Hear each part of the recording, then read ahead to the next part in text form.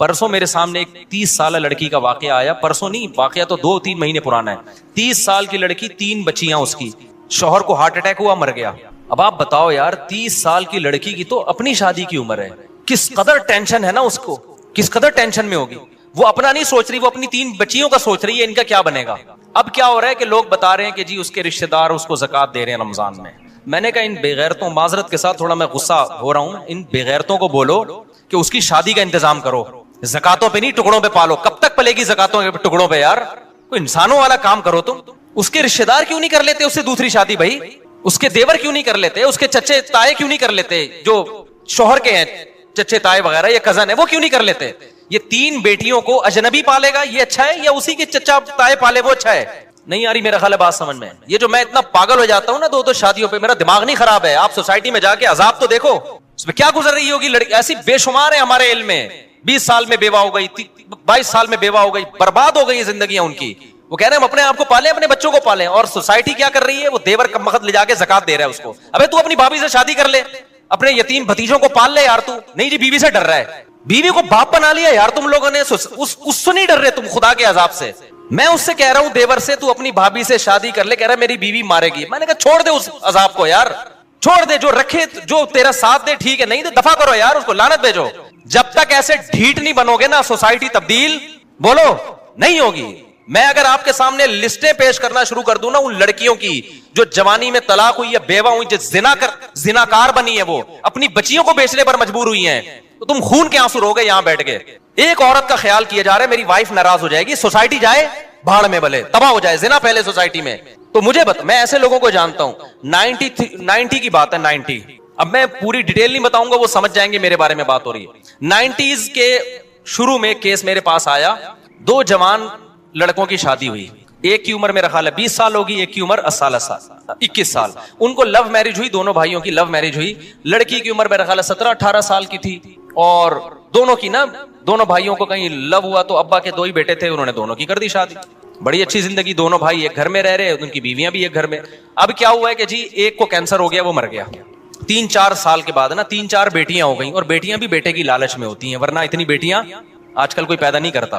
वो 3 बेटियां हो गई लगातार, कि अब अगले साल लड़का आ जाए। वो हो गई 3 बेटियां लगातार हो गई, और लड़के की हो गई कैंसर से डेथ। 1990 से लेके ना आज तक वो लड़की ऐसे ही बैठी हुई है। उसकी उम्र कितनी थी जब वो बेवा हुई है? 20 या 21 साल। समझ रहे हो, इंतहाई खूबसूरत लड़की, 20-21 साल की। 3 अब क्या हो रहा है कि वो बेटियां पाले या वो अपने आप को पाले। सोसाइटी को उस पर तरस, बोलते क्यों नहीं भाई? नहीं यार, लोग जा रहे हैं ताजियत के लिए, अयादत के, ताजियत के लिए, बेवा हो गई, कुछ लिफाफा दे के आओ। मैं उस वक्त, मैं बच्चा था उस वक्त, मैं कह रहा था इन बेगैरतों को बोलो उस देवर से इसकी शादी करा दें जो उसी घर में रहता है। बताओ इसकी कहीं अजनबी जगह पे होगी तो सौतेली बेटियों पे कैसे इतमाद किया जाएगा? कैसे मर्दों की हवस की निगाहें आज इस जमाने में, फोश फिल्में सारी रात बैठ के देख रहे होते हैं, तो इन पे एतमाद करोगे? जवान सौतेली बेटी इसके हवाले की जाए सौतेले बाप के। कितने केसेस आ रहे हैं सौतेले बाप के उल्टे उल्टे, वो बीवी पे थोड़ी मर रहा हो तो फिर आगे उस जवान बेटी पे मर रहा होता है। गैरत तो बहुत थोड़े लोगों में रह गई है। मैंने कहा भाई इसके देवर से बोलो खुदा के लिए। मैंने लोगों से कहा जो भी ताजियत के लिए जा रहे थे, मैंने कहा अगर आप इस पर एहसान, में बच्चा था उस वक्त, मैट्रिक भी मेरा ख्याल है नहीं किया था मैंने।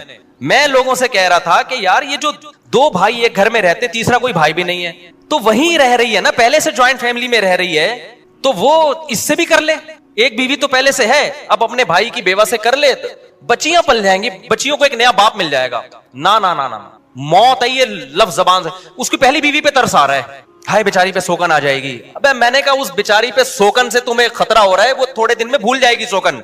हर गम थोड़े दिन चलता है, उसकी सारी जरूरतें पूरी हो रही हैं, उसको नान नफका भी मिल रहा है, उसके बच्चों का बाप भी है, उसको घर भी मिला हुआ है, सब कुछ है। एक शिरकत हो जाएगी थोड़ी सी यार, मुसाफिर खाना है, दुनिया बर्दाश्त कर लो। ना ना ना ना ना, ज़कातें और ये टोपी ड्रामे लगा के रखे हुए, सदके खैरात, और जो करने का काम है वो कर नहीं रहे। सारी जिंदगी अब तक बैठी हुई है वो ऐसे। नहीं आ रही मेरा ख्याल है बात समझ में? अब तक वो मेरा ख्याल, अब तो क्या बेचारी की, मुझे नहीं पता उसके बाद, मुझे नहीं पता वो उनका हुआ क्या ना। मैं कभी वहां गया, मुझे केस आया था सामने, लेकिन इतनी बात पता चली कि अब तक क्या है, अब तो बच्चियों की टेंशन में 20 साल 21 साल की लड़की सारी जिंदगी किसकी टेंशन में गुजार रही है। और मैं फर्ज कर रहा हूं कि बहुत दीनदार होगी इंशाअल्लाह, लेकिन ऐसे हालात जब आते हैं, जो बाहर जाके जब वो जॉब करेगी तो आप मुझे बताओ, जब जॉब में लोगों को पता चलेगा, उसके बॉस को पता चलेगा बेवा भी है, कम उम्र भी है, खूबसूरत भी है, जरूरतमंद भी है, वो हवस की निगाहें डालेगा उस पर? नहीं डालेगा। आप क्या समझते हैं वो अपनी बहन समझ के उसको उसके साथ डीलिंग करेगा? वो बहन समझेगा उसको? कितनी जरूरतमंद खवातीन है, लड़कियां हैं जिन्होंने जॉब की है, आपके सामने अपने दिल का राज थोड़ी आके बताएंगी। वो तो हमें आगे बताती है कि हमारा बॉस हमारे साथ करके आ रहा है। कहती है हम अपने बाप को नहीं बता सकते क्योंकि अब्बा जॉब से हटवा लेगा हमें। रेप हो रहे हैं उनकी इज्जतों से खेला जा रहा है। फिर बास तो ऐसे होते हैं कि उनको भी चस्का लग जाता है गुनाह का, यार ये पैसा कमाने का आसान रास्ता है। तो इसलिए भाई सोसाइटी पे तरस खाओ। हम कोई बेवकूफ नहीं है जो 4-4 शादियों की बात करते हैं। हमारा कोई दिमाग खराब नहीं हो गया। आपकी 4 शादियों से हमें कोई फायदा नहीं है, लेकिन अगर इसको रिवाज नहीं डाला, खुदा की कसम नस्लें तुम्हारी भुगतेंगी और तुम्हारी नस्लें बर्बाद हो जाएंगी इस तरह से। किसी की बातों में ना हो। इब्राहिम अलैहिस्सलाम खड़े हुए ना कौम के खिलाफ, उन्होंने कहा मैं इन पत्थरों को नहीं पूछ सकता, भाई मैं खुदा को मानता हूं, लेकिन खुदा की कसम हम भी पत्थरों को ही पूज रहे हैं। एक पत्थर हाथ से बना हुआ होता है, एक पत्थर है कल्चर का पत्थर, कल्चर का बुत। हम खुदा को छोड़ के उस कल्चर के बुत को की इबादत कर रहे हैं। कल्चर को उठा के फेंक दो। हमें अल्लाह ने इस्लाम दिया है। देखो यूरोप में जब तबाही आई है ना, पहली जंग अजीम, दूसरी जंग अजीम में मर्द मर गए थे उनके, औरतें बहुत मर्द मार्केट से क्या हो गए, शॉर्ट। उनके पास कोई हल नहीं था इसका, तो उन्होंने औरतों को जिना पे लगा दिया। हमारे पास तो हल है भाई, हमारे पास, उनके पास तो हल नहीं था ना। वो किससे पूछते? पादरियों ने कहा एक से ज्यादा शादी हो नहीं सकती। हालांकि तौरात इंजील में ऐसा नहीं था। तौरात इंजील में तो ये 4 से भी ज्यादा हो सकती थी, लेकिन उन्होंने तहरीफ शुदा दीन कल्चर को फॉलो किया। पूरी सोसाइटी का बेड़ा गर्क हो गया। अब वो चाहते हैं कि हमारा मैरिज सिस्टम बहाल हो जाए। अब नहीं हो सकता बहाल। हमें तो यार अल्लाह ने इस्लाम दिया है। आप अगर दूसरी कर रहे हो, बेवा को सहारा दे रहे हो, तलाक याफ्ता को सहारा दे रहे हो, कोई रोकता है कि हमारे सोसाइटी इजाजत देती है? आप बोले सोसाइटी का ही तेल लेने यार। खुदा है, मैं कलमा पढ़ता हूं, मुझे खुदा ने इजाजत दी है, किसी में दम है तो रोक के दिखाए। तो ऐसे वाकयात में रो रहा हूं। उन लड़कियों की ऑडियो आ रही है, रो रही है, चीखो पुकार, जिंदगी बर्बाद हो गई, कोई पूछने वाला नहीं है। तो आप देखो कोई वाकई नहीं है।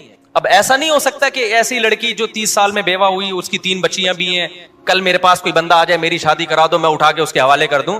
आगे क्या होगा भाई उसकी बेटियों का? ऐसी लड़कियों के लिए सबसे पहला जो उनके लिए जो ऑप्शन होता है ना, वो उनके रिश्तेदारों का होता है, देवर का होता है, जेठ का होता है। सबसे पहला ऑप्शन ये होता है कि वो सहारा दें इनको। वो नहीं दे सकते, उनके कजन दें, अपने खानदान में रहे, ताकि बच्चे अपने खानदान से बाहर ना जाएं। लेकिन अब देखना, ये सारे बड़ी बड़ी दाढ़ियां भी हैं और तहज्जुद के निशानात भी हैं माथों के ऊपर, हर साल हज उम्रे भी हैं। किसी बेगैरत को ख्याल आ गया ना कि इसकी दूसरी शादी करा दो इसके खानदान में, तो आप मुझे आके बता देना, मैं उसको अवार्ड दूंगा। किसी बेगैरत को ये ख्याल नहीं आएगा। वो ज़कातें देगा लिफाफे डाल डाल के ना, कि चलो जी मेरी ज़कात 2500 रुपए बनती थी, अब मैं इस बेवा को ज़कात देके एक बहुत बड़ा तीर मारूंगा मैं। वो क्या होगा यार 2500? फिर उसको ज़कात, उसको तो मोहब्बत भी चाहिए, शौहर की मोहब्बत तो हर औरत को चाहिए, उसके औलाद को सहारा चाहिए। यतीमों की तरह पालेंगे, इसका बाप नहीं है यार। तुम खुद अपने बच्चों के बारे में सोचो यार, बाप की वजह से बच्चों को कितनी इज्जत मिलती है। कभी तसव्वुर किया आपने? आप थोड़ी देर के लिए फर्ज करो मैं मर जाऊं और मेरे बच्चों को ज़कातें लाके लोग दे रहे हो, किस कदर इंसान के रोंगटे खड़े हो जाते हैं ना। उसको बाप चाहिए होता है ऐसी बच्चियों को, और वो बाप जो बाप का भाई है, बाप का कजन है, वो तो वो बाप का किरदार अदा कर सकता है, सोतेला वो किरदार अदा नहीं कर सकते, बिल्कुल बाहर के खानदान को। तभी फुकाहा ने बयान किया है, लड़की तलाक याफ्ता हो या बेवा हो, अपने खानदान में शादी करेगी तो बच्चे रख सकती है, खानदान से बाहर जाएगी तो बच्चियों को साथ नहीं ले जा सकती, क्योंकि उस बच्चियों का फिर मुस्तकबिल महफूज नहीं है, फिर बच्चे छोड़ने पड़ेंगे उसको। लेकिन बच्चे छोड़ के फिर वो बच्चे नहीं रख रहे होते, खानदान वाले कह रहे हम क्यों पाले, क्योंकि फैमिली प्लानिंग ने बना दिया 2 बच्चे, अपने बच्चे नहीं पल सकते तो दूसरों के कहां से पालोगे। नहीं आई ना बात समझ में, मेरा ख्याल है। तो आखिरत में उल्टे लटके हुए होगे, हमने अपना फर्ज अदा कर दिया है। अब आप हम पे लतीफे कसे, मजाक उड़ाएं हमारा कि ये मौलवी को शादियों के अलावा कुछ नहीं आता, लेकिन जिन पे गुजर रही है ना, उनकी पुकार अल्लाह ही सुनता है, और अल्लाह फेंटी लगाएगा, चित्रौल लगाएगा कि तुम जब कलमा पढ़ते थे और मैंने तलाक याफ्ता और बेवा और बेसहारा औरतों के लिए हल ये बताया था, तुमने सारा पैसा हज उम्रे पे क्यों लगा दिया? तुम ज़कातों पे कोई फोकस तुमने क्यों किया, जो असल सहाबा में तो हमें नहीं मिलता। कोई बेवा होती और चंदे हो रहे हैं उसके लिए। सहाबा में ऐसा हुआ, एक सहाबी की 4 बीवियां एक टाइम पे बेवा हुई हैं, 4 बीवियां एक टाइम पे बेवा हुई हैं, और चारों की फौरन शादी हो गई है, क्योंकि सब ज्यादा शादियां करते थे तो रिश्तों की कमी नहीं थी। हजरत जाफर तैयार जवान थे, जब शहीद हुए ना, लोग मुझे ये भी कहते हैं कि लोग 4 शादियां करेंगे, मर गए तो 4 औरतों को बेवा बना के चले जाएंगे। ओ भाई 4 औरतों को बेवा बना के चले जाएंगे, लेकिन 4 शादियां फिर अगर उनकी शादी नहीं होगी ना, इसलिए नहीं कि इसने 4 की थी, इसलिए कि बाकी नहीं कर रहे। नहीं आई मेरा ख्याल बात समझ। वरना सहाबा के दौर में भी ऐसा हुआ। हजरत जाफर तैयार लड़ाई के लिए गए थे, जवान थे, 4 बीवियां थी उनकी, शहीद हुए तो 4 बीवियां बेवा हुई हैं, रोने की आवाज आई उनकी। आप सल्लल्लाहु अलैहि वसल्लम उनको खामोश करवाया कि आवाज बाहर ना निकले, फिर उन 4 की शादी हो गई।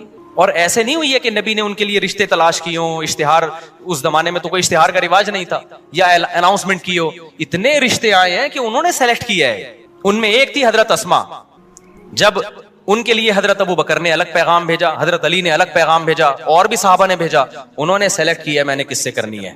हालांकि हजरत अबू बकर तो पहले से मैरिड थे, किसी ने नहीं कहा कि आप तो शादीशुदा हैं, आप क्यों पैगाम भेज रहे हैं। उन्होंने कहा नबी ने एक वक्त में 9 रख सकते हैं, तो हमने 4 रख लिया, तो क्या हो गया भाई।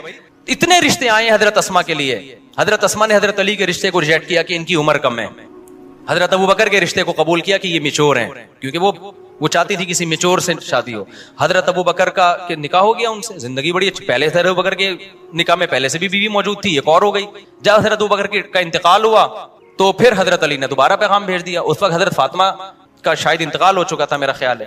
हजरत अली ने दोबारा पैगाम भेजा तो उन्होंने कबूल कर लिया, क्योंकि अब हजरत अली भी क्या हो गए थे, दोबारा भी शादी हो रही है, 2-2 3-3 दफा बेवा होकर शादी हो रही है। हजरत खदीजा की जो